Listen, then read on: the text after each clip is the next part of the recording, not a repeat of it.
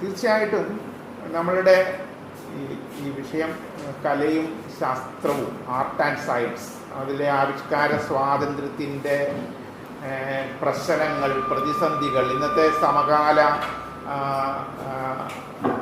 Indian പരിതോവസ്ഥയിൽ എന്താണെന്ന് പറയാനുള്ള ഒരു ശ്രമമാണ് ഞാൻ ഇവിടെ നടത്താനായിട്ട് ഉദ്ദേശിക്കുന്നത്.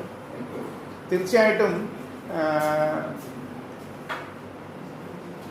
അമിതാധികാര പ്രയോഗമുള്ള ഭരണകൂടങ്ങൾ, അമിതാധികാരം പ്രയോഗിക്കുന്ന സ്റ്റേറ്റ്, അതുപോലെ തന്നെ വളരെ മതമൗലികവാദത്തിൻ്റെയോ സങ്കുചിതമായ താല്പര്യങ്ങളുടെയോ, ദേശ താല്പര്യങ്ങളാകട്ടെ ഇതര താല്പര്യങ്ങളാകട്ടെ, അങ്ങനെയുള്ള സംഘടനകൾ, ഇവയൊക്കെ ആവിഷ്കാര സ്വാതന്ത്ര്യത്തിനെതിരായിട്ട്, അഭിപ്രായ സ്വാതന്ത്ര്യത്തിനെതിരായിട്ട്, അത് ജനങ്ങളുടെ അഭിപ്രായ സ്വാതന്ത്ര്യത്തിനെതിരായിട്ട്, കലാകാരന്മാരുടെയും എഴുത്തുകാരുടെയും ശാസ്ത്രജ്ഞന്മാരുടെയും ഒക്കെയുള്ള അഭിപ്രായ സ്വാതന്ത്ര്യങ്ങൾക്കും ആവിഷ്കാര സ്വാതന്ത്ര്യങ്ങൾക്കും എതിരായിട്ട് ലോകത്ത് എമ്പാടും വലിയ തോതിലുള്ള കടന്നാക്രമണങ്ങൾ നടത്തിയതിൻ്റെ ഒരു ചരിത്രം ഉണ്ട്. ആ ചരിത്രത്തിൽ നിന്നുകൊണ്ടാണ് കല എങ്ങനെ അതിനെ പ്രതിരോധിച്ചു, അല്ലെങ്കിൽ സർഗാത്മകമായ ആവിഷ്കാരങ്ങൾ എങ്ങനെ അതിനെ പ്രതിരോധിക്കാൻ ശ്രമിച്ചു, എങ്ങനെ അത് നിലനിൽക്കാൻ ശ്രമിച്ചു, എങ്ങനെ അത് സ്വാതന്ത്ര്യത്തിൻ്റെ സങ്കല്പനത്തെ ഉയർത്തിപ്പിടിക്കാൻ ശ്രമിച്ചു എന്നതിനെക്കുറിച്ചാണ് നമുക്ക് പറയേണ്ടത്. ഇപ്പോൾ ഉദാഹരണത്തിന് ലോകത്തിലെ തന്നെ ഏറ്റവും വലിയ അമിതാധികാര ഭരണകൂടങ്ങൾ എന്ന് വിളിക്കാവുന്ന ഹിറ്റ്ലറുടെയും സ്റ്റാലിൻ്റെയും ഒക്കെ കാലത്തുള്ള ആവിഷ്കാര സ്വാതന്ത്ര്യത്തിനെതിരായിട്ടുള്ള, ജനങ്ങളുടെ ആവിഷ്കാരത്തിനും അഭിപ്രായത്തിനും ഉള്ള സ്വാതന്ത്ര്യത്തിനെതിരായിട്ടുള്ള പ്രവർത്തനങ്ങളെക്കുറിച്ച്, ഭരണകൂടത്തിൻ്റെ പ്രവർത്തനങ്ങളെക്കുറിച്ച് നിങ്ങൾക്ക് വളരെ നന്നായിട്ട് അറിയാം എന്ന് കരുതുന്നു. ഇപ്പോൾ ജർമ്മനിയിൽ ഹിറ്റ്ലറുടെ നാസി ഭരണകൂടം വരുമ്പോൾ ധാരാളം പുസ്തകങ്ങൾ ഒരുമിച്ച് ഇട്ട് കത്തിക്കുന്ന ഒരു സ്ഥിതി ഉണ്ടാകുന്നു. ഇപ്പോൾ ബെർട്ടോൾഡ് ബ്രെക്റ്റിൻ്റെ വളരെ പ്രശസ്തമായിട്ടുള്ള ഒരു കവിതയിൽ ചോദിക്കുന്നത് എന്തുകൊണ്ട് എൻ്റെ പുസ്തകം കത്തിക്കുന്നില്ല എന്ന ചോദ്യം ആണ് അദ്ദേഹം ഉയർത്തുന്നത്. എന്നുവെച്ചാൽ ഞാൻ എപ്പോഴും സത്യം പറഞ്ഞിട്ടില്ലേ എന്ന് ചോദിക്കുന്ന ഒരു കവിത ബെർട്ടോൾഡ് ബ്രെക്റ്റ് മാത്രമല്ല, അന്ന് ഈ ലോകത്തിലെ തന്നെ ഏറ്റവും പ്രധാനപ്പെട്ട നോവലിസ്റ്റുകളിൽ ഒരാളായിട്ടുള്ള തോമസ് മാൻ, അദ്ദേഹത്തിൻ്റെ സഹോദരനായിട്ടുള്ള ഹെർമാൻ മാൻ, അതുപോലെ ലോകത്തിലെ ഏറ്റവും പ്രധാനപ്പെട്ട, ലോകത്തിലെ ഏറ്റവും മഹാനായ, 20-ാം നൂറ്റാണ്ടിൻ്റെ ഏറ്റവും മഹാനായ ശാസ്ത്രജ്ഞൻ എന്ന് കരുതപ്പെടുന്ന ആൽബർട്ട് ഐൻസ്റ്റൈന് ജർമ്മനിയിൽ തുടരാൻ കഴിയാതെ അദ്ദേഹം അമേരിക്കയിലേക്ക് പോകുന്നുണ്ട്. ലോകത്തിലെ തന്നെ ഏറ്റവും വലിയ ഗണിതശാസ്ത്രജ്ഞന്മാരിൽ ഒരാളായിട്ടുള്ള കുർട്ടുഗോഡലും അമേരിക്കയിലേക്ക്, ജർമ്മനിയിൽ നിന്ന് പലായനം ചെയ്യേണ്ടി വരുന്നുണ്ട്. അങ്ങനെ ലോകത്തിലെ ബുദ്ധിജീവിതത്തിൻ്റെ വലിയൊരു വിഭാഗത്തിനെതിരെ വലിയ ഭീഷണികളും, അതുപോലെ തന്നെ പലരും തടങ്കൽ പാളയങ്ങളിൽ അടക്കി, ഇപ്പോൾ പോൾ സെലാനെ പോലുള്ള കവികളൊക്കെ തടങ്കൽ പാളയത്തിൽ അടയ്ക്കപ്പെടുകയും ഒക്കെ ചെയ്യുന്നൊരു സ്ഥിതി നാസി ഭരണകൂടത്തിൻ്റെ കീഴിലുണ്ടാകുന്ന നമുക്ക് കാണാൻ കഴിയും. വലിയ ട്രബ്ലങ്ക, അതുപോലെ തന്നെ ഓഷ്വിറ്റ്സ് പോലുള്ള വലിയ തടങ്കൽ പാളയങ്ങളിൽ കലാകാരന്മാരും ബുദ്ധിജീവികളും ഉൾപ്പെടെയുള്ളവർ ഇതര ജനവിഭാഗങ്ങളോടൊപ്പം പീഡിപ്പിക്കപ്പെടുകയും ആവിഷ്കാര സ്വാതന്ത്ര്യം ഏറ്റവും വലിയ തോതിൽ അട്ടിമറിക്കപ്പെടുകയും ചെയ്യുന്നത് നമുക്ക് കാണാൻ കഴിയും. ഇത് സ്റ്റാലിനിസ്റ്റ് റഷ്യയിലും ഇത് മറ്റൊരു രീതിയിൽ ഇതര രൂപങ്ങളിൽ ഇത് ആവർത്തിക്കുന്നതും നമുക്ക് കാണാം. ഇപ്പോൾ ഉദാഹരണത്തിന് ഇവിടെ നമ്മൾ ആൽബർട്ട് ഐൻസ്റ്റൈൻ്റെ പേരാണ് പറഞ്ഞതെങ്കിൽ, ജനറ്റിക്സിൻ്റെ തന്നെ ലോകത്തിലെ ഏറ്റവും പ്രധാനപ്പെട്ട ശാസ്ത്രജ്ഞന്മാരിൽ ഒരാളായിട്ടുള്ള വാവ്ലോവ് ഗവേഷണ കേന്ദ്രം എന്ന പേരിൽ സോവിയറ്റ് യൂണിയൻ തന്നെ പിന്നീട് ഒരു ഗവേഷണ കേന്ദ്രമൊക്കെ ഉണ്ടാകുന്നുണ്ട്. വാവ്ലോവ് തടങ്കലിൽ അടയ്ക്കപ്പെടുകയും അതുമാത്രമല്ല അദ്ദേഹം അവിടെ മരിക്കുകയും ചെയ്യുന്നുണ്ട്. ലോകത്തിലെ തന്നെ ഏറ്റവും പ്രധാനപ്പെട്ട ജനിതക ശാസ്ത്രജ്ഞന്മാരിൽ ഒരാളായിരുന്നു അദ്ദേഹം. ഇത് കലയുടെ മേഖലയിലെ, എഴുത്തിൻ്റെ മേഖലയിലേക്ക് വരികയാണെങ്കിൽ ബോറിസ് പാസ്റ്റർനാക്കിനെ പോലുള്ള എഴുത്തുകാർ, അതുപോലെ തന്നെ അന്ന അഖ്മത്തയെ പോലുള്ള കവികൾ, ഭക്തിനെ പോലുള്ള നിരൂപകർ, അങ്ങനെ എത്രയോ പേരുകൾ നമുക്ക് എടുത്തു പറയാൻ കഴിയും. വലിയ പീഡനങ്ങൾക്ക് അവരുടെ പുസ്തകങ്ങൾ നിരോധിക്കുക, അതുപോലെ തന്നെ അവരെ തടങ്കലിലാക്കുക, പീഡിപ്പിക്കപ്പെടുക, മരണത്തിലേക്ക് നയിക്കപ്പെടുക, ഇതൊക്കെ ചെയ്തിട്ടുള്ള ഒരുപാട് എഴുത്തുകാരുടെയും ബുദ്ധിജീവികളുടെയും കഥകൾ നമുക്ക് അറിയാൻ കഴിയും. ഇത് ലോകത്തിൻ്റെ ഒരു സ്ഥിതിയാണെങ്കിൽ ഇന്ത്യയിലെ ആവിഷ്കാര സ്വാതന്ത്ര്യത്തിൻ്റെ സ്ഥിതി എന്താണെന്ന് ചോദിച്ചാൽ തീർച്ചയായിട്ടും നമ്മളുടെ സമകാല പരിസ്ഥിതിയിൽ നമുക്ക് ആരംഭിക്കും. ഉദാഹരണത്തിന് 2014 ഒരു അമിതാധികാര പ്രയോഗത്തിൽ താല്പര്യമുള്ള ഒരു സർക്കാർ കേന്ദ്രത്തിൽ വരുന്നതോടുകൂടി അതിൻ്റെ തുടക്കത്തിൽ തന്നെ അത്തരത്തിലുള്ള പ്രവണതകൾ ആരംഭിക്കുന്നത് നമുക്ക് കാണാൻ കഴിയും. ഈ സർക്കാരിനെ പിന്തുണയ്ക്കുന്ന പല സംഘടനകൾ ഇതിനു മുമ്പ് തന്നെ ആവിഷ്കാര സ്വാതന്ത്ര്യത്തിനെതിരായിട്ടുള്ള പ്രവർത്തനങ്ങളിൽ ഏർപ്പെടുന്ന നമുക്ക് കാണാൻ കഴിയും. ഇപ്പോൾ MF ഹുസൈനെ പോലുള്ള വളരെ വലിയൊരു ചിത്രകാരന് ഇന്ത്യയിൽ തുടരാൻ കഴിയാതിരിക്കുന്നിടത്തോളം, അദ്ദേഹം വിദേശത്ത് ഒരു പൗരത്വം സ്വീകരിച്ച് അങ്ങോട്ട് പോകേണ്ടി വരുന്നിടത്തോളം ഒരു സ്ഥിതി നമുക്ക് അത് സൃഷ്ടിക്കപ്പെടുന്നത് കാണാൻ കഴിയും. ഉദാഹരണത്തിന് സരസ്വതിയെ നഗ്നയായി വരച്ചു എന്നതിൻ്റെ പേരിലാണ് അദ്ദേഹത്തിനെതിരായിട്ടുള്ള വലിയ ആക്രോശങ്ങൾ ഇവിടെയുള്ള ചില മൗലികവാദ സംഘടനകളുടെ നേതൃത്വത്തിൽ ആരംഭിക്കുന്നത്.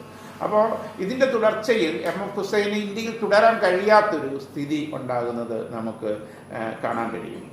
ഈ സർക്കാർ 2014 അധികാരമേറ്റെടുത്ത ഉടനെ ഡോക്ടർ UR അനന്തമൂർത്തിയെ പോലുള്ള ഒരു എഴുത്തുകാരനോട് വിദേശത്തേക്ക് പോകാനുള്ള ടിക്കറ്റ് നിങ്ങൾക്ക് തരാം എന്ന് പറയുന്ന ഒരു സ്ഥിതി ഉണ്ടാകും. ഇപ്പം അല്ലെങ്കിൽ നമ്മളുടെ ഗിരീഷ് കർണാടിനെ പോലുള്ള ചലച്ചിത്രത്തിൻ്റെയും നാടകത്തിൻ്റെയും ഒക്കെ മേഖലകളിൽ വളരെ വലിയ സംഭാവനകൾ നൽകിയിട്ടുള്ള ഒരു കർണാടകത്തിലെ ഏറ്റവും പ്രധാനപ്പെട്ട ഒരു വ്യക്തിത്വമായിട്ടുള്ള ഗിരീഷ് കർണാടിനെ പോലുള്ള ഒരാളെ നാഗരികനാക്കി അർബൻ നക്സൽ എന്ന് വിളിക്കുകയും ഞാനൊരു അർബൻ നക്സൽ ആണെന്ന് പറഞ്ഞ് അദ്ദേഹത്തിന് സ്റ്റേജുകളിൽ പ്രത്യക്ഷപ്പെടേണ്ടി വരികയും ചെയ്യുന്നിടത്തോളം കാര്യങ്ങൾ എത്തിച്ചേരും നമുക്കറിയാം.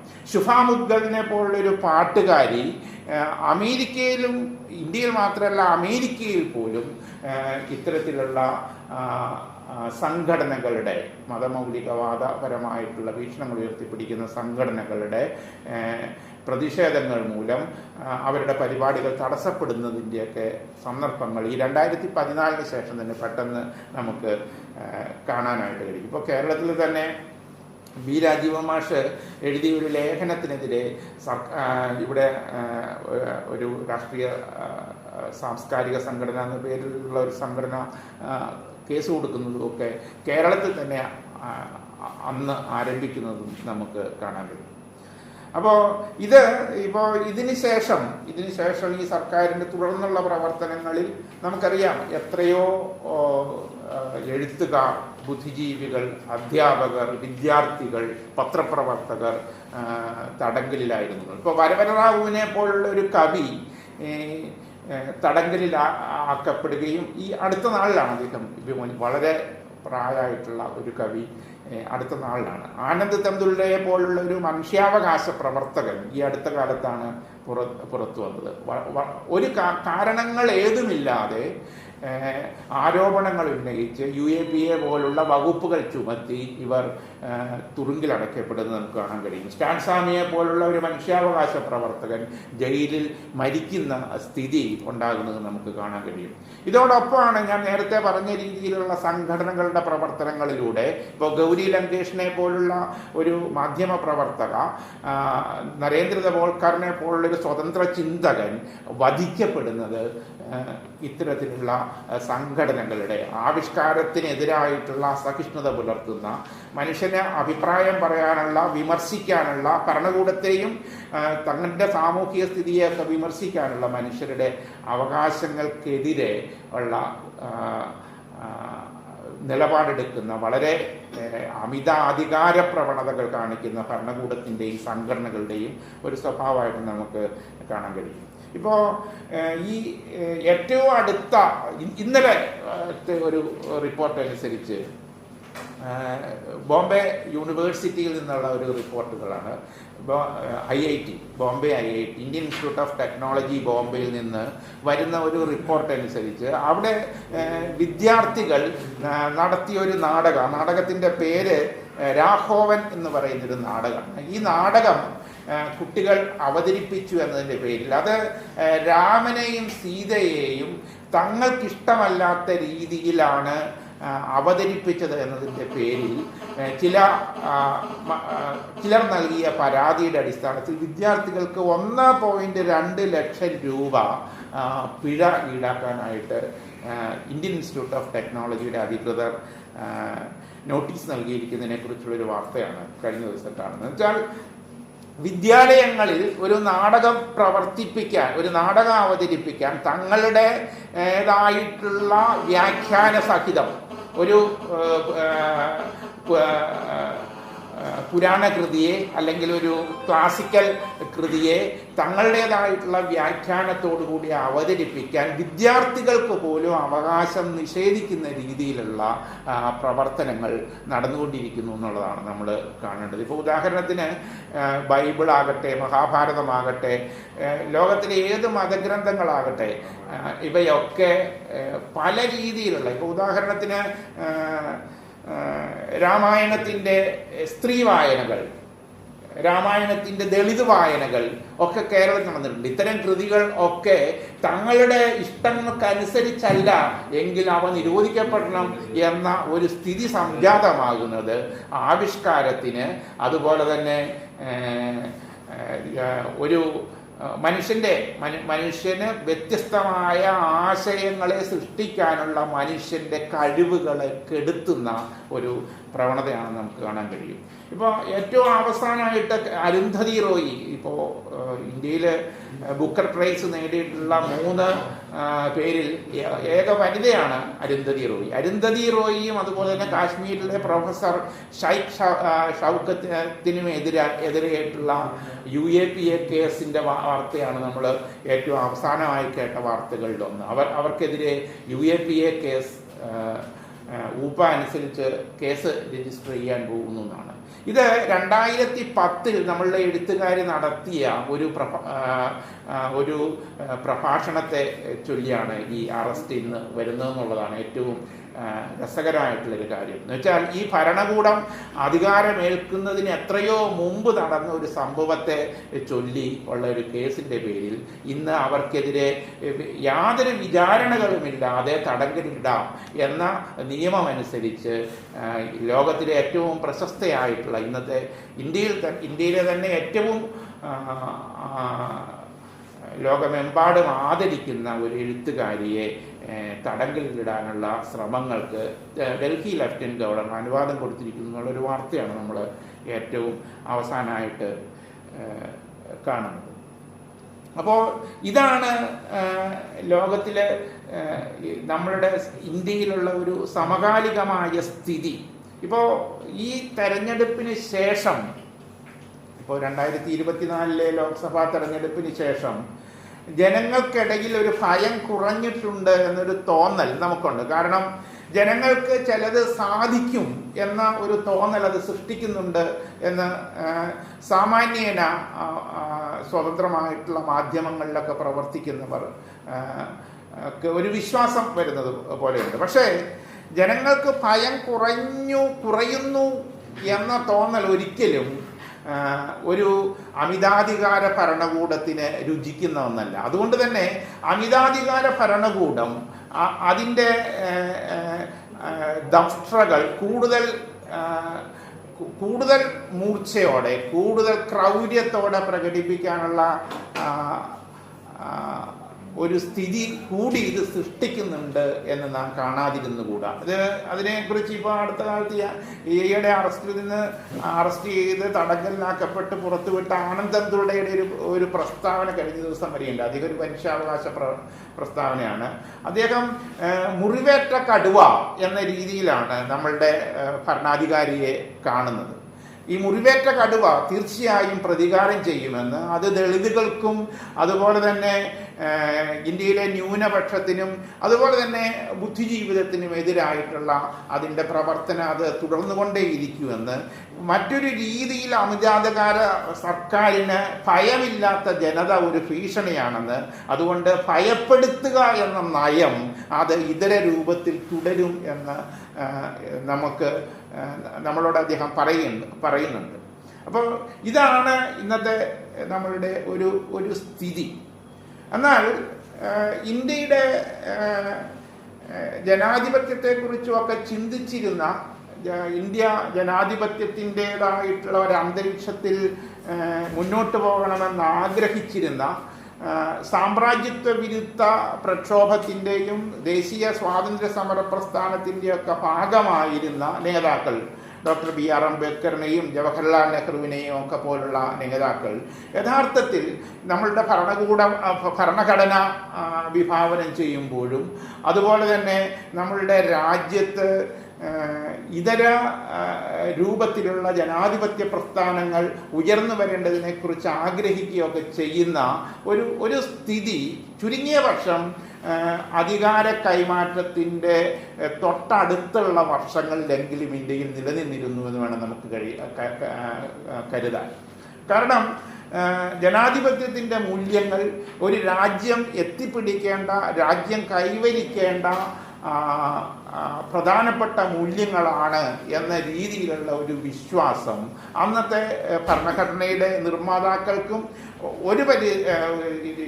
ഇന്ത്യയിലെ തന്നെ ജനാധിപത്യവാദികളിൽ ഏറ്റവും പ്രധാനപ്പെട്ട ഒരാളായിട്ട് കണക്കാക്കപ്പെടുന്ന അന്നത്തെ പ്രധാനമന്ത്രിയായിരുന്ന ജവഹർലാൽ നെഹ്റുവിനുമൊക്കെ ഉണ്ടായിരുന്നതായിട്ട് നമുക്കറിയാം. ഇപ്പോൾ ഉദാഹരണത്തിന് ജവഹർലാലിൻ്റെ ആവിഷ്കാര സ്വാതന്ത്ര്യത്തോടുള്ള അദ്ദേഹത്തിൻ്റെ പ്രതിജ്ഞാബദ്ധതയെ നന്നായി കാണിക്കുന്ന ഒരു ഉദാഹരണമാണ് കാർട്ടൂണുകളോട് അദ്ദേഹം കാണിച്ചിരുന്ന മനോഭാവം.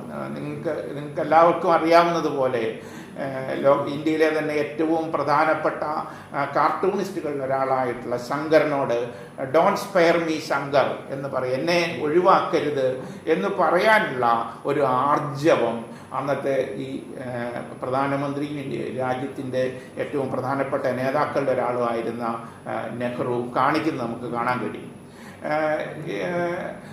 അദ്ദേഹം കാർട്ടൂണുകളെക്കുറിച്ച് തൻ്റെ സഹമന്ത്രിമാരോട് കാർട്ടൂണുകളിലൂടെ ഉയർത്തുന്ന നർമ്മത്തെക്കുറിച്ച്, കാർട്ടൂണുകളിലൂടെ ഉയർത്തുന്ന വിമർശനത്തെക്കുറിച്ച്, അത് കേൾക്കേണ്ടതിൻ്റെ ആവശ്യകതയെക്കുറിച്ച് തൻ്റെ സഹമന്ത്രിമാരോട് അദ്ദേഹം സംസാരിക്കുകയുണ്ടായിട്ടുണ്ടെന്ന്.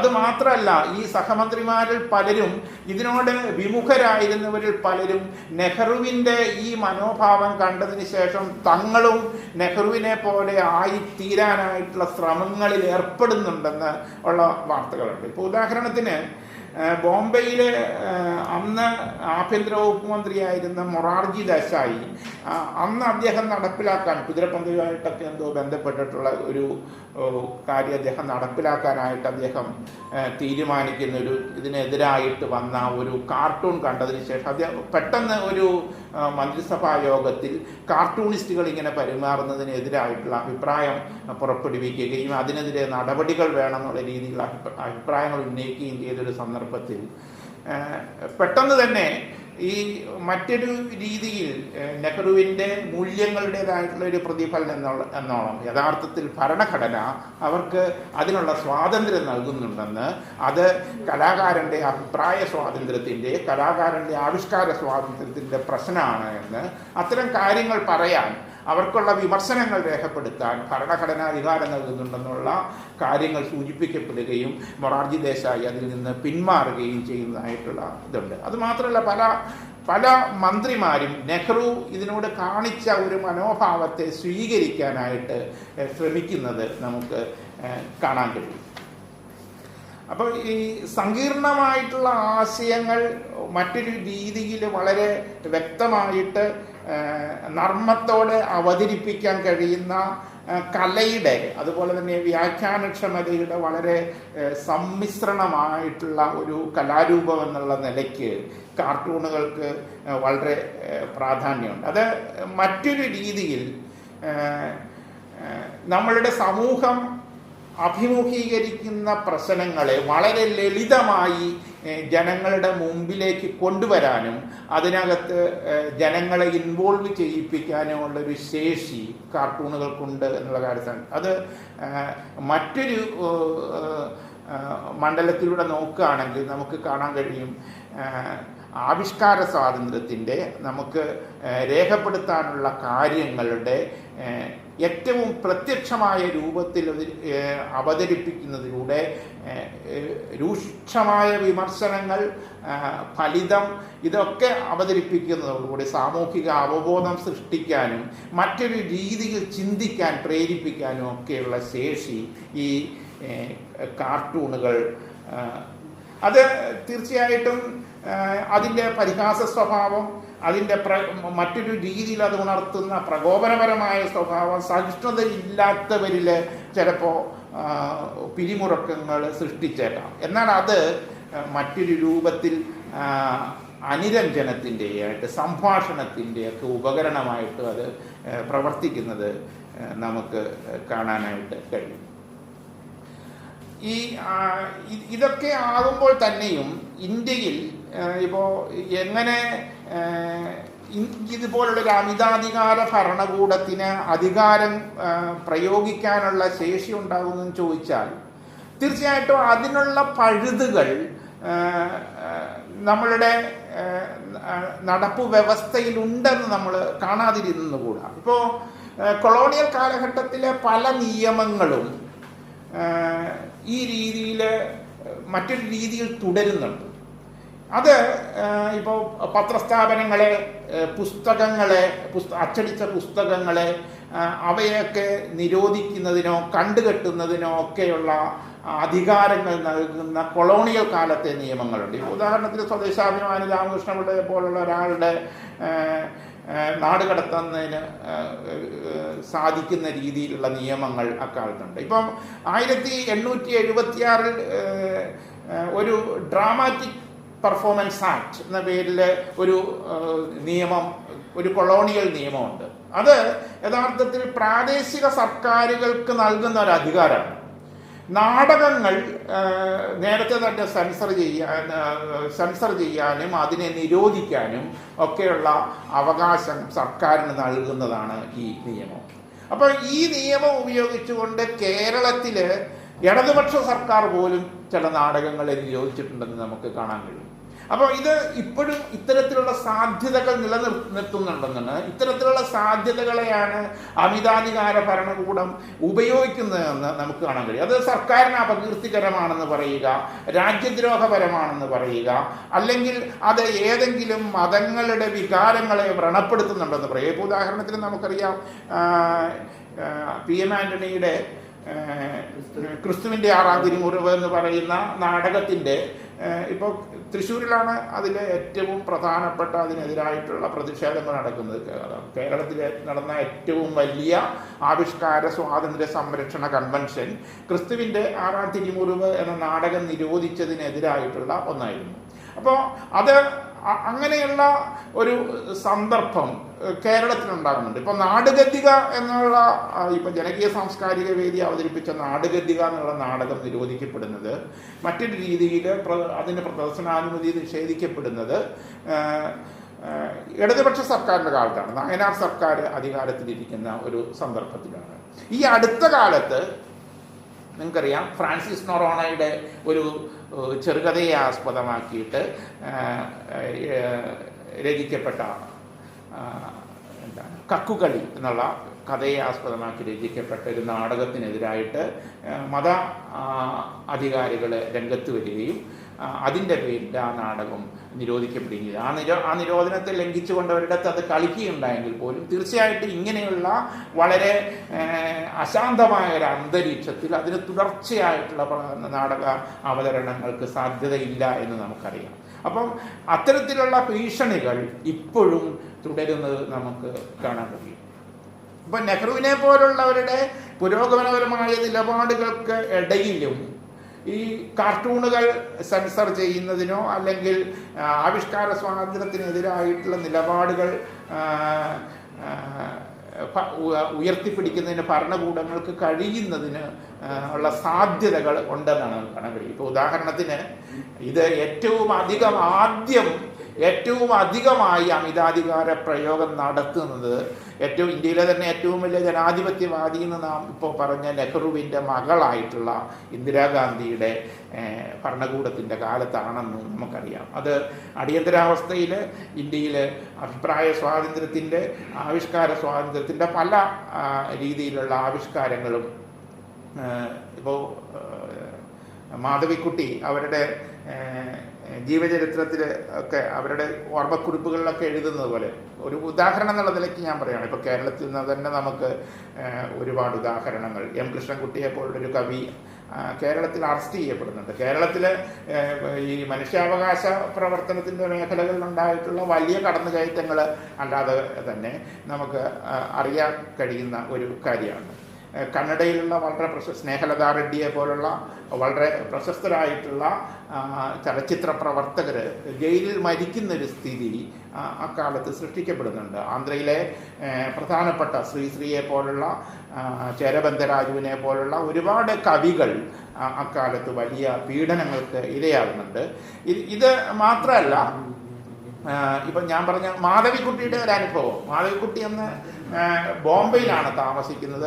മാധവിക്കുട്ടിക്ക് ആ സന്ദർഭത്തിൽ അവരുടെ വീട്ടിൽ എഴുത്തുകാരും അതുപോലെ തന്നെ ബുദ്ധിജീവികളും ഒക്കെ കവികളൊക്കെ കൂടിച്ചേരുന്ന ഒരു സദസ്സ് ഉണ്ടായിരുന്നു. ഈ സദസ്സിൽ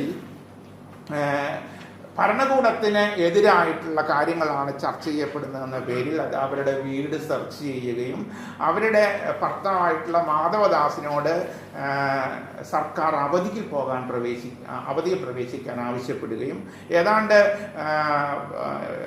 7-8 മാസത്തോളം മാധവദാസ് ശമ്പളമില്ലാതെ പുറത്തു നിർത്തുകയും ചെയ്യുന്നുണ്ട്. അതിനുശേഷം അവരുടെ വീട് റെയ്ഡ് ചെയ്തതിന് തുടർച്ചയിൽ അവർക്കെതിരായിട്ടുള്ള അറസ്റ്റ് തന്നെ സംഭവിച്ചേക്കാം. അവർ മാപ്പ് പറയണമെന്ന് പറയുന്നു, മാധവിക്കുട്ടി അതിന് തയ്യാറാകുന്നില്ല.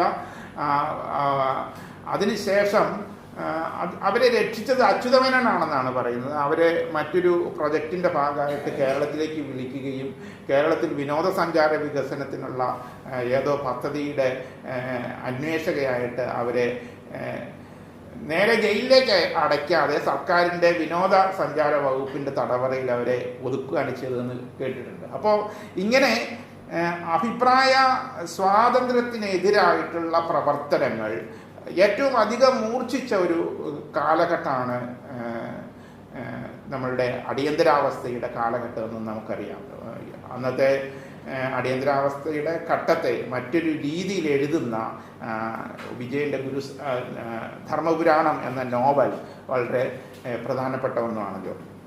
അപ്പോൾ ഇനി ഈ നമ്മളുടെ സമകാലമായിട്ടുള്ളൊരു സ്ഥിതിയിലേക്ക് വരികയാണെങ്കിൽ അഭിപ്രായ സ്വാതന്ത്ര്യത്തിനെതിരായിട്ടുള്ള മനുഷ്യൻ്റെ അഭിപ്രായങ്ങൾ പറയാനും തങ്ങളുടെ ആവശ്യങ്ങൾ ഉന്നയിക്കാനും ഉള്ള മനുഷ്യൻ്റെ ഏറ്റവും പ്രധാനപ്പെട്ട സ്വാതന്ത്ര്യത്തിനെതിരായിട്ടുള്ള വളരെ കനത്ത വെല്ലുവിളികളാണ് ഈ കഴിഞ്ഞ 10 വർഷക്കാലമായിട്ട് ഇന്ത്യയിലുള്ള ഭരണകൂടം ഇവിടുത്തെ ജനങ്ങളോടും അതുപോലെ തന്നെ കലാകാരന്മാരോടും ചെയ്തുകൊണ്ടിരിക്കുന്നത് നമുക്ക് കാണാൻ കഴിയും. ഇത് ഈ കർഷകരോട് അതെങ്ങനെയാണ് പെരുമാറിയത് എന്നുള്ളത് ഇതിൻ്റെ ഒരു അനാലിസ് പോലും അത് അഭിപ്രായ സ്വാതന്ത്ര്യത്തെ അത് എത്രമാത്രം വകവയ്ക്കുന്നില്ല എന്നതിൻ്റെ തെളിവായിട്ട് നമുക്ക് കാണാൻ കഴിയും.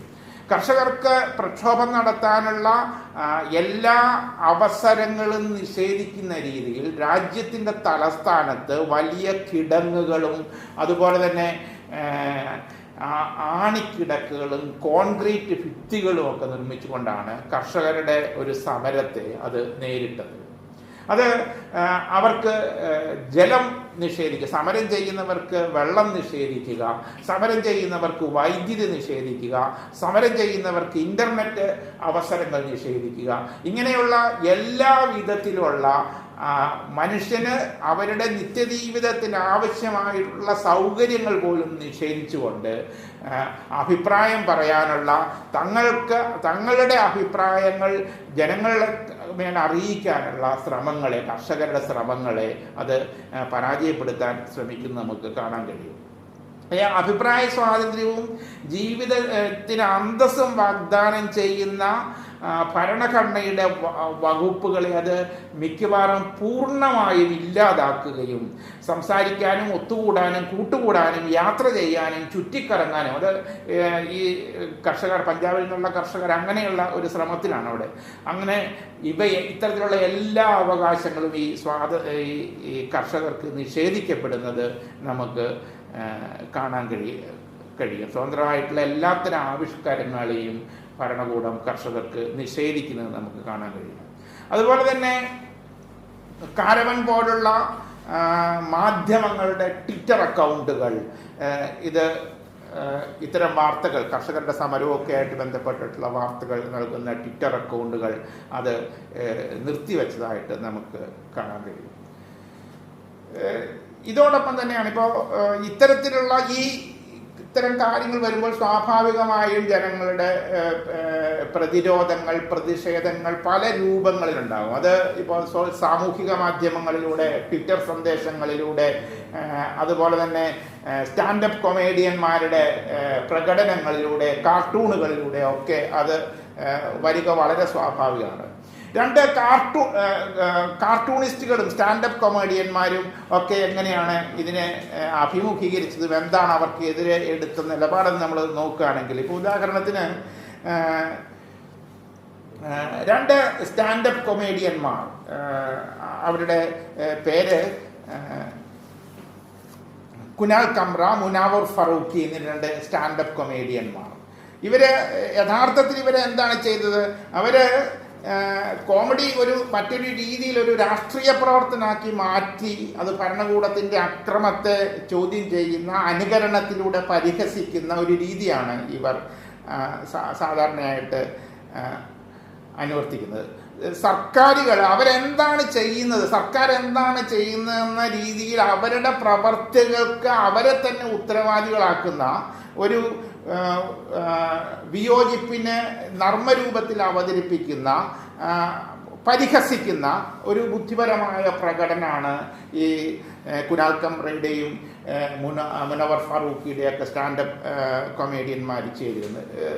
കാർട്ടൂണിസ്റ്റുകൾ, ഇപ്പോൾ രജിത തനേജയെ പോലുള്ള കാർട്ടൂണിസ്റ്റുകൾ, മഞ്ജുളിനെ പോലുള്ള കാർട്ടൂണിസ്റ്റുകൾ, ഇത്തരത്തിലുള്ള ഇവരുടെ ശിക്ഷാവിധികൾക്ക് ഏതെങ്കിലും രീതിയിൽ വിധേയരായിട്ടുള്ള രണ്ട് കാർട്ടൂണിസ്റ്റുകളുടെ പേരെന്നുള്ളതൊക്കെയാണ് ഞാൻ അവരുടെ പേര് പറയുന്നത്.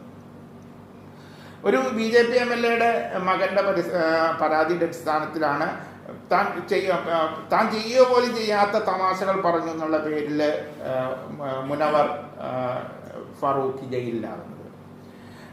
അതുപോലെ തന്നെ അഭിപ്രായ സ്വാതന്ത്ര്യത്തിൻ്റെ പരാധീനതയെക്കുറിച്ചൊക്കെ പറയുന്ന ഈ കുനാൽ കംറയെയും അതുപോലെ തന്നെ ഈ കാർട്ടൂണിസ്റ്റായിട്ടുള്ള രജിത തനേജയെയും കോടതി തന്നെ മറ്റൊരു രീതിയിൽ കോടതി അലക്ഷ്യത്തിന് ഒക്കെ കേസെടുക്കുകയൊക്കെ ചെയ്യുന്നുണ്ട്. ഇതൊരു മറ്റൊരു രീതിയിലൊരു വിരോധാഭാസമാണ്.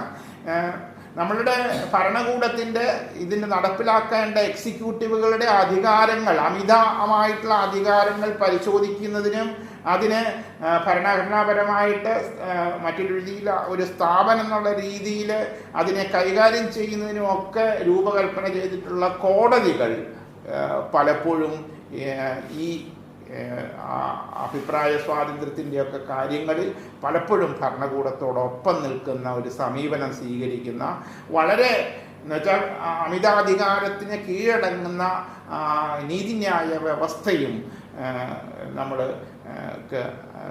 കാണേണ്ടി വരുന്നുണ്ട്. അപ്പോൾ ഇങ്ങനെ വിയോജിപ്പുകളെ മറ്റൊരു രീതിയിൽ ക്രിമിനൽ വൽക്കരിക്കുന്നത് മുതൽ പൂർണ്ണമായി സെൻസർഷിപ്പ് ഏർപ്പെടുത്തുന്നത് വരെ വിദ്യാർത്ഥികൾ, ആക്ടിവിസ്റ്റുകൾ, മാധ്യമപ്രവർത്തകർ ഇവർക്കൊക്കെ എതിരായിട്ട് തീവ്രവാദ വിരുദ്ധ, ഇപ്പോൾ കേരളത്തിൽ തന്നെ 2 വിദ്യാർത്ഥികൾക്കെതിരെ തീവ്രവാദ വിരുദ്ധ നിയമം ചുമത്തിയതിൻ്റെ കാര്യങ്ങൾ നമുക്ക് അറിയാൻ കഴിയും. ഇനി ഇത് വളരെ പക്ഷപാതിത്വത്തോടു കൂടി പെരുമാറുന്നു എന്നുള്ളത് നമുക്ക് കാണാം. ഇപ്പം ന്യൂനപക്ഷങ്ങൾക്കും ദളിതുകൾക്കും ഒക്കെ എതിരായിട്ട് ഇത് വളരെ പക്ഷപാതത്തോടു കൂടിയും, അതുപോലെ തന്നെ ഇപ്പോൾ കൊറോണ ജിഹാദ് എന്ന പേരിൽ ഒരു വലിയ മാധ്യമ സന്ദേശം വർഗീയവാദത്തിൻ്റെ ഭാഗത്തു നിന്ന് തന്നെ ഉണ്ടാകുന്നത് നമുക്ക് കാണാൻ കഴിയും. ന്യൂനപക്ഷങ്ങളെ കുറ്റപ്പെടുത്തുകയും ന്യൂനപക്ഷങ്ങൾക്കെതിരായിട്ടുള്ള വലിയൊരു പ്രചാരവേലയായി തീരുകയും ചെയ്ത ഈ കൊറോണ ജിഹാദിന് മറ്റൊരു രീതിയിൽ സർക്കാർ തന്നെ പിന്തുണ നൽകി ഇതിനെ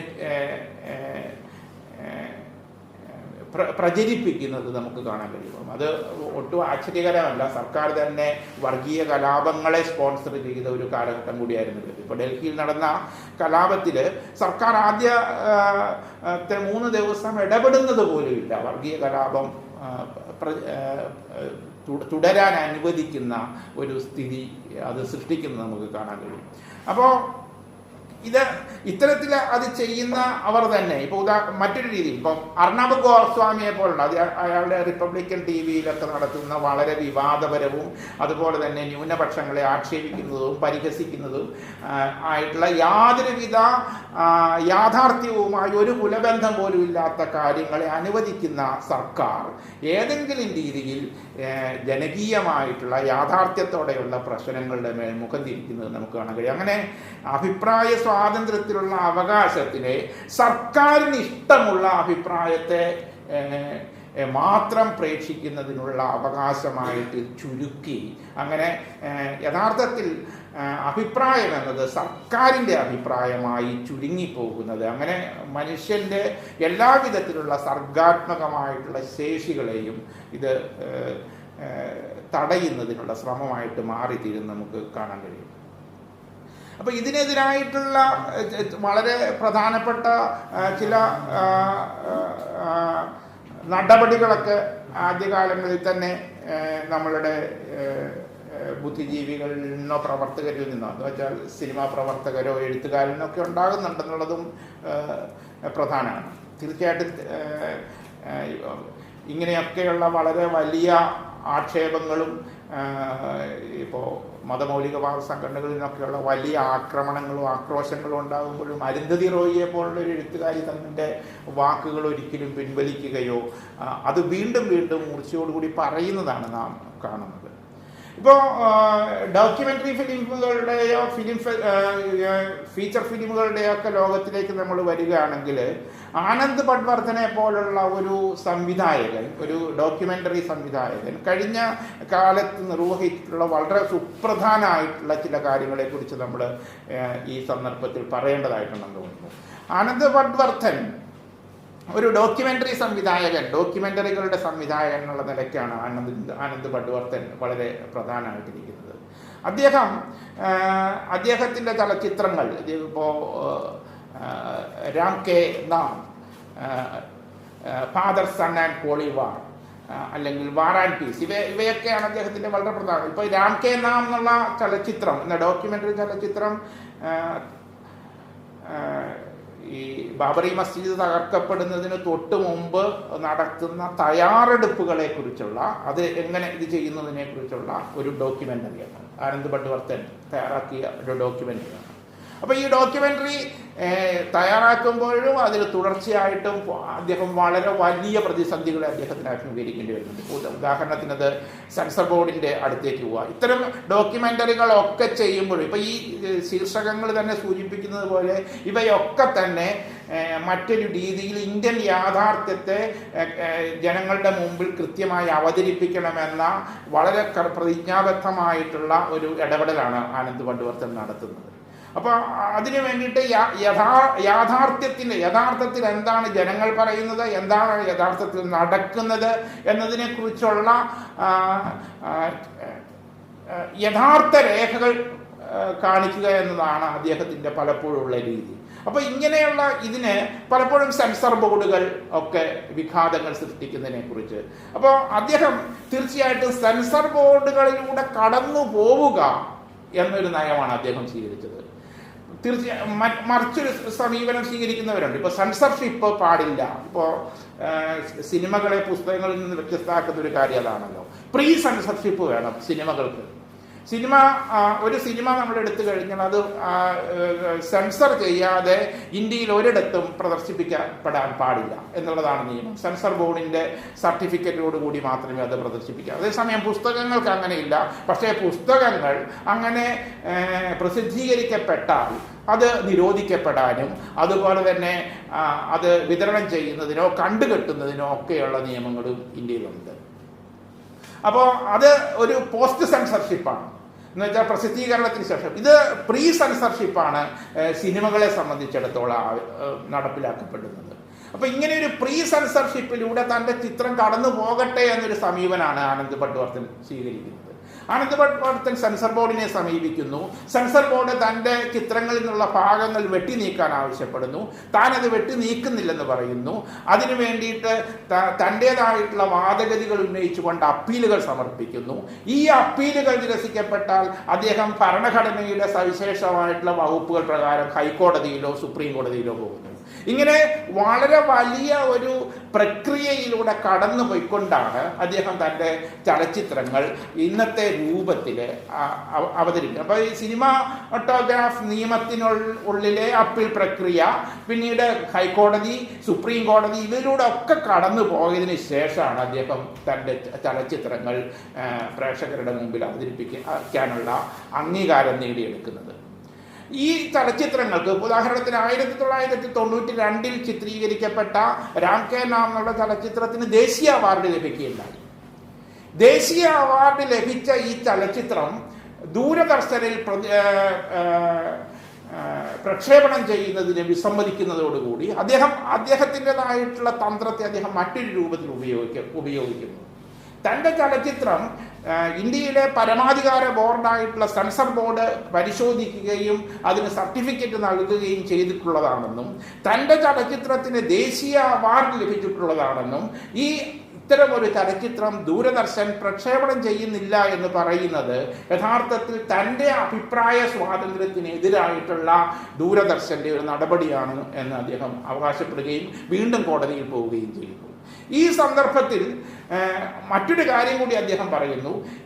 ഇങ്ങനെയുള്ള ചലച്ചിത്രങ്ങൾ അർദ്ധരാത്രിയിൽ പ്രക്ഷേപണം ചെയ്തുകൊണ്ട് ജനങ്ങൾക്ക് കാണാനുള്ള അവസരത്തെ തടസ്സപ്പെടുത്തുന്ന ദൂരദർശന്റെ സമീപനത്തെയും തടയണമെന്ന് അദ്ദേഹം ആവശ്യപ്പെടുന്നു.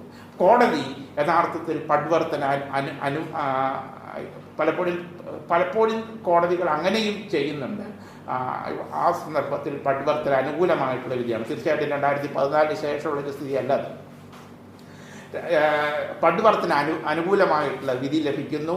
അത് പ്രൈം ടൈമിൽ തന്നെ ഈ ചിത്രങ്ങൾ ദൂരദർശനിലൂടെ പ്രക്ഷേപണം ചെയ്യണം എന്ന ഒരു ഉത്തരവ് അദ്ദേഹത്തിന് നേടാനായിട്ട് കഴിയുന്നു. അപ്പോൾ ഇതിലൂടെ അദ്ദേഹം എന്താണ് നേടുന്നത്? വളരെ നിയമപരമായിട്ടുള്ള പ്രക്രിയയിലൂടെ കടന്നു പോവുകയും അത്തരം പ്രക്രിയകളിലൂടെ കടന്നു പോകാൻ അനുവദിക്കുകയും ചെയ്തുകൊണ്ട് അഭിപ്രായ സ്വാതന്ത്ര്യത്തിന് ഇന്ന് ഭരണകൂടം നിയമങ്ങളിലൂടെ കൽപ്പിക്കപ്പെടുന്ന പരിമിതികളെ സ്വീകരിച്ചുകൊണ്ട് തന്നെ തൻ്റെ അഭിപ്രായ സ്വാതന്ത്ര്യം പ്രകടിപ്പിക്കാനുള്ള ഒരു ശ്രമമാണ് അദ്ദേഹം നടത്തുന്നത്. തീർച്ചയായിട്ടും അഭിപ്രായ സ്വാതന്ത്ര്യം എന്നുള്ളത് കേവലമല്ല, ആവിഷ്കാര സ്വാതന്ത്ര്യം എന്നുള്ളതും കേവലമല്ല എന്ന ഒരു ബോധ്യത്തിൽ നിന്നുകൊണ്ട്, ഇന്നത്തെ ഒരു സമൂഹത്തിൽ അത്തരത്തിലുള്ള ഒരു ബോധ്യത്തിൽ നിന്നുകൊണ്ട് അദ്ദേഹം ഇങ്ങനെ ഒരു ബോധ്യത്തിന് യഥാർത്ഥത്തിൽ തൻ്റെ ആവിഷ്കാര സ്വാതന്ത്ര്യത്തെ അതിൻ്റെ പരമകാഷ്ഠയിൽ പ്രകടിപ്പിക്കാനുള്ള അവസരങ്ങൾ നൽകാൻ കഴിയുമെന്നൊരു സ്ഥിതി ഇത് സൃഷ്ടിക്കുന്നുണ്ടെന്ന് നമുക്ക് കാണാനായിട്ട് കഴിയും. ഇനി ഇതിന് ഇങ്ങനെയല്ലാതെ പ്രീ സെൻസർഷിപ്പിനെ അംഗീകരിക്കാത്ത ചലച്ചിത്രകാരന്മാരുണ്ട്. തീർച്ചയായിട്ടും അത്തരത്തിലുള്ള ചലച്ചിത്രകാരന്മാർ മറ്റൊരു തന്ത്രം ആണ് യഥാർത്ഥത്തിൽ സ്വീകരിക്കുന്നതെന്നാണ് നാം പറയേണ്ടത്. ഇതിനകത്ത് ആരെയെങ്കിലും ഇകഴ്ത്തുകയോ ആരെയെങ്കിലും പുകഴ്ത്തുകയോ ചെയ്യുന്നതിൻ്റെ ഒരു പ്രശ്നമല്ല. പ്രീ സെൻസർഷിപ്പ് അംഗീകരിക്കാതിരിക്കുകയും തങ്ങളുടെ ചിത്രങ്ങൾ ഇതര രൂപങ്ങളിൽ ജനങ്ങളിൽ എത്തിക്കാനുള്ള ശ്രമങ്ങൾ നടത്തുകയും ചെയ്യുന്ന സംവിധായകരെയും നാം ശ്ലാഘിക്കേണ്ടതുണ്ട്. തീർച്ചയായിട്ടും അതിന് വളരെ പരിമിതികളുണ്ട്. കാരണം എന്താണെന്ന് ചോദിച്ചാൽ അത്തരത്തിലുള്ള ഒരു ചലച്ചിത്രം വളരെ പൊതുവായി പ്രദർശിപ്പിക്കാനുള്ള സാധ്യതകൾ ഇല്ല. അതിന് മറ്റു മാർഗങ്ങൾ അവർക്ക് തേടേണ്ടി വരും. അപ്പോൾ ഫിലിം സെൻസർഷിപ്പിനെ കുറിച്ചുള്ള ചോദ്യത്തിൽ വളരെ വ്യത്യസ്തമായ പ്രത്യയശാസ്ത്രപരവും തന്ത്രപരവുമായ രണ്ട് നിലപാടുകളാണ് ഇവിടെ നമുക്ക് കാണാൻ കഴിയുക. ആനന്ദ് പണ്ഡിവർദ്ധൻ സ്വീകരിച്ച വളരെ ഡയറക്റ്റായിട്ട് ഇതിനോട് ഫൈറ്റ് ചെയ്യുക, നിയമപരമായി ഫൈറ്റ് ചെയ്തുകൊണ്ട് തന്നെ തൻ്റെ ആവിഷ്കാര സ്വാതന്ത്ര്യത്തെ സംരക്ഷിക്കാനായിട്ട് ശ്രമിക്കുക എന്ന ഒന്നാണത്. ഈ ഡോക്യുമെൻ്ററി സിനിമകളുടെ തീർച്ചയായിട്ടും ഫീച്ചർ ഫിലിമുകളിൽ നിന്ന് വ്യത്യസ്തമായിട്ട് ഡോക്യുമെൻ്ററി ഫിലിമുകൾക്ക് ഈ സ്വാതന്ത്ര്യവുമായിട്ട് ബന്ധപ്പെട്ടുകൊണ്ട് വളരെ പ്രധാനപ്പെട്ട ചില കാര്യങ്ങൾ ചെയ്യാനായിട്ട് കഴിവുണ്ട്. കാരണം എന്താണെന്ന് വെച്ചാൽ അത് വളരെ ഡയറക്റ്റായിട്ട് നടന്ന സംഭവങ്ങളുടെയൊക്കെയുള്ള ചിത്രണങ്ങളായിരിക്കും പലപ്പോഴും. അതിൻ്റെ നിർമ്മിതിയിൽ തന്നെ അന്തർലീനമാണ് അതിൻ്റെ രാഷ്ട്രീയ സ്വഭാവം. അത് പലപ്പോഴും വിദ്വേഷ പ്രസംഗത്തിൻ്റെ പേരിൽ അല്ലെങ്കിൽ രാജ്യദ്രോഹത്തിൻ്റെ മറവിൽ രാഷ്ട്രീയ സെൻസർഷിപ്പിന് കൂടുതലായിട്ട് വിധേയമാകാൻ സാധ്യതയുള്ളവയാണ്. അങ്ങനെയുള്ള ഒരു മേഖലയിലാണ് ഇത്തരത്തിലുള്ള വലിയ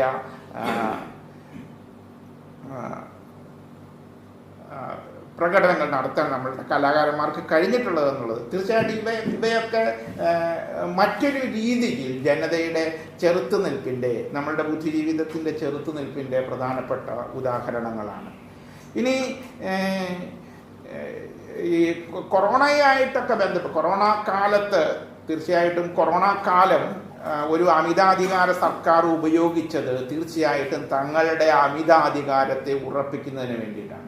ഒരു രോഗകാലം എങ്ങനെ, മഹാമാരിയുടെ ഒരു കാലം എങ്ങനെ തങ്ങളുടെ അധികാരത്തെ നന്നായി ഉറപ്പിക്കുന്നതിന് മേൽ ജനങ്ങളുടെ മേൽ ഇപ്പോൾ വലിയ നിയന്ത്രണങ്ങൾ ഏർപ്പെടുത്തിക്കൊണ്ട്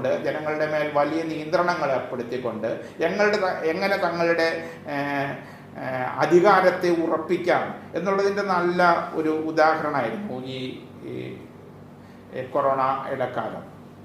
കൊറോണ മഹാമാരിയെ നേരിടുന്നതിൽ അതേസമയം ഈ സർക്കാർ ജനങ്ങളെ പേടിപ്പിക്കുന്നതിൽ വ്യാപൃതരായ സർക്കാർ ഈ മഹാമാരിയെ നേരിടുന്നതിൽ വിജയിക്കുകയുണ്ടായില്ല എന്നുള്ളത് വളരെ വ്യക്തമാണ്.